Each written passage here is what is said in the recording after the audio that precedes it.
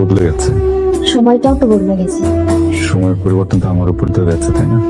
Radically change. কি হয়েছে ওর? ওর আবার কি হবে, জানি করে আসছে তো তাই। তোর কি ওর প্রতি এখনো ভালোবাসা আছে? জানি না। জানি না বললে তো হবে না আবির, তোকে তো স্পেসিফিক হতে হবে। দেখ, 5 বছর আগে ওগুলো একটু যেমন ভালো লাগতো, এখনো তেমনই লাগে। তার মানে তুই ওকে এখনো ভালোবাসিস? বাসি তো। ও কি এখনো সিঙ্গেল আছে বা কোনো রিলেশনশিপ? জানি না। আচ্ছা, সেটা নিয়ে তোকে ভাবার দরকার নেই, তুই বেটার তোর মনের কথাটা ওকে বলে ফেল। আবির, বলবো করে গত 5 বছরও বলতে পারিস না। এখন তো অ্যাটলিস্ট বলে দে। বলবো। Good morning. মর্নিং।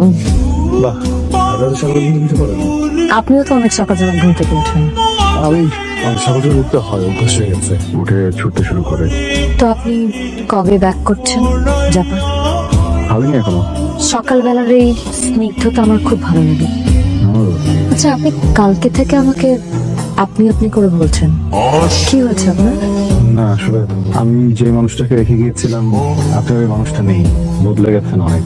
তাই ভেতর থেকেই আপনি বেরোচ্ছে। আপনি প্লিজ আমাকে তুমি করে বলবেন। প্রশ্ন? তুমি অনেক বড় হয়ে গেছো, তুমি ছেলে আমাকে তুমি করে বলতে পারো। আমি আপনাকে তুমি করে বলবো? আপনি তো আমার চেয়ে বয়সে বড়। অনেকেই তো নিজের থেকে বড় মানুষকে মাঝে মাঝে তুমি করে বলে। সেটা বলার জন্য কারণের প্রয়োজন হয়, এখানে তো কোনো কারণ নেই। কারণ আছে।